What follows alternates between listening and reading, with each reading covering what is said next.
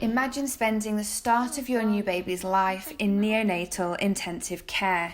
It's a reality for 1 in 13 babies in the UK each year.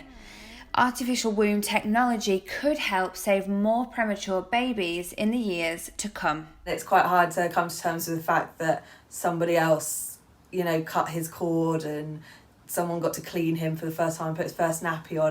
Adara experienced bleeding 3 months before her due date. She then went into labour 2 months early, where baby Alfie's heart was dropping, and Adara was rushed in for an emergency C-section. The cord wrapped around Alfie's neck a couple of times, and I was actually hemorrhaging. You just felt like the whole world was falling apart, and it was probably the hardest thing that we've ever been through. At King's College Hospital, London, it's a baby incubator. Some form of incubator has been around since the 1950s, but a new technology hopes to mimic the womb exactly and bring premature babies to full gestation.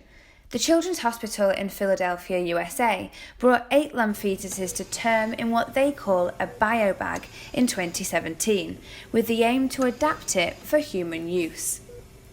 Now, an academic from the University of Manchester is calling for pregnancy law reform in anticipation of this technology. Partial ectogestation, which is technology that might be able to take over the process of gestating. And instead, what this technology does is help continue to grow that entity so that it could be, almost like it's being born at term. What happens if I am pregnant tomorrow and my pregnancy becomes difficult and I want to opt for a machine to take over that process? Would that be a criminal offence? Because that technically is ending a pregnancy. What don't we know about abortion that maybe we should do going forwards with this technology? So at the moment, I think most people don't know that termination of pregnancy remains a criminal offence under the Offences Against the Person Act, and that act has been enforced since 1861. All abortion is always criminal. It's just that your doctor has a defence under the Abortion Act 1967. This incubator is much more developed for 24 weeks, where half of the babies die. Joanne works in the ethical process alongside the lab at Eindhoven University, who've been given €2.9 million to develop a prototype. At what point are we going to be able to start clinical trials for this? So I think the next step will be an animal what's more like a human to grow in the artificial womb. But the baby will be partially born. You don't want to have air in the lungs. So what you will do is you will keep the head and everything in the womb until you have connection with the artificial placenta. And then you want to try to have the baby, immediately in the device.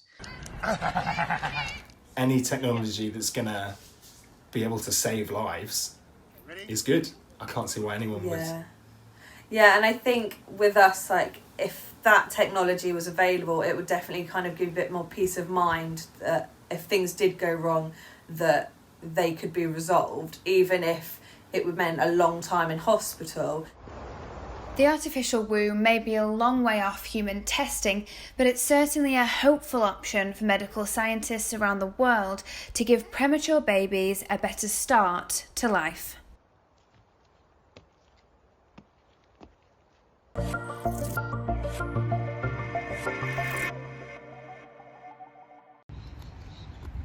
There was a bit of a deflation that came with the realization that it was no longer something that was a possibility. It wasn't on the horizon. It was a definite no. For many male couples, surrogacy is becoming a harder option.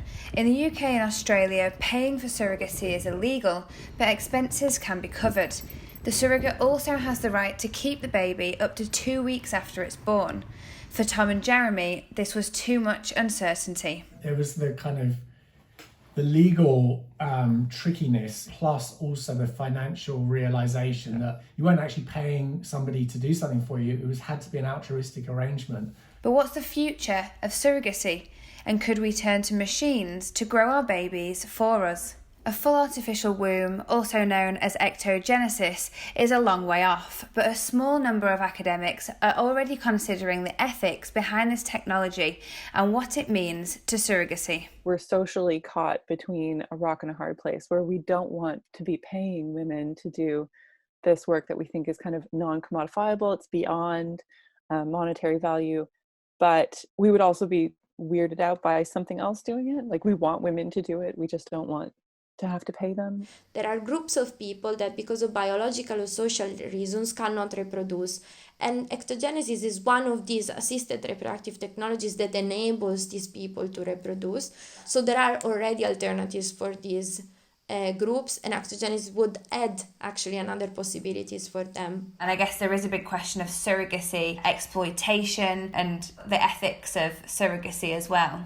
With gestational surrogacy, one of the main criticisms is that people like commissioning parents are usually quite from wealthy countries. They can afford it, they can travel abroad to, or also do it also in countries that is allowed. They can also do it domestically. Whereas gestational surrogate, especially from second and third world countries or the global south, they are sometimes in a less, they have less bargaining power than the parents because of, like, for example, cultural barriers. They cannot speak English, they don't understand the contract.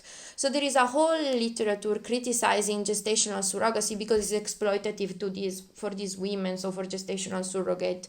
In law, a person is legally a mother if they are the person who gave birth to a individual.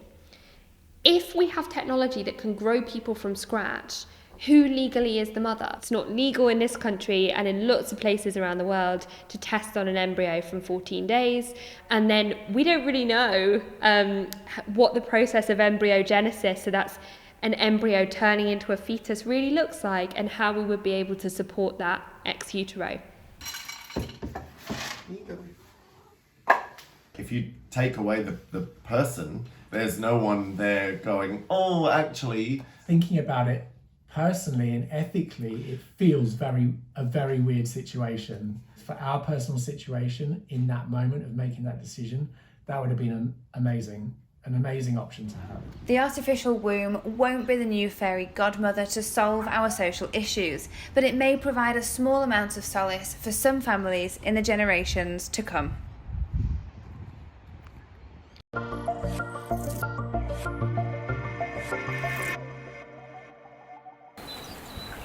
It's something that can affect the mental health of people when they are transitioning, because there's that very real and genuine sense of loss that they might not be able to have children. For people like Ashley currently transitioning, the idea of pregnancy was an impossibility. But the conversation is turning towards womb transplants in the trans community and whether it might be an option for them in the future. I know, even just from friends and comrades in the trans community, there are a lot of people who would absolutely jump at it, the idea of possible womb transplant. For me, I find myself being a little bit more cautious about it. But where did it all begin? Research into womb transplantation goes back 20 years, but the first successful pregnancy from transplant was done in 2017 by Mats Brandström at the University of Gothenburg in Sweden, when he removed a uterus due to cancer. And I had to tell her that she will be cured from her cancer, but she cannot become a mother because she doesn't have a uterus. And then she suggested to me, why can't you transplant the uterus from my mother into me? I discussed this with my colleague Ash Hanafi, and we said, well, this may be a possibility. Currently 1 in 5,000 born females worldwide are born without a womb, and 1 in 500 have absolute uterine factor infertility, both meaning they can't gestate children. One academic at Lancaster University is one of a small number of scholars looking into the ethics of womb transplants for trans women. Some cis women and some trans women want to experience gestation. They want to experience gestation and motherhood, and there have been a lot of studies that show that trans people have very similar preferences regarding parenthood to cis people. Unfortunately, though, the potential harms are much greater for trans women. So how does a womb get from one woman to another? This illustration will show us exactly how it's done. The operation involves removing the complete uterus from the donor. It's then put on ice and flushed with preservation solution. The uterus is then transferred into the receiver, and between 20 and 40 minutes later, the blood vessels reattach.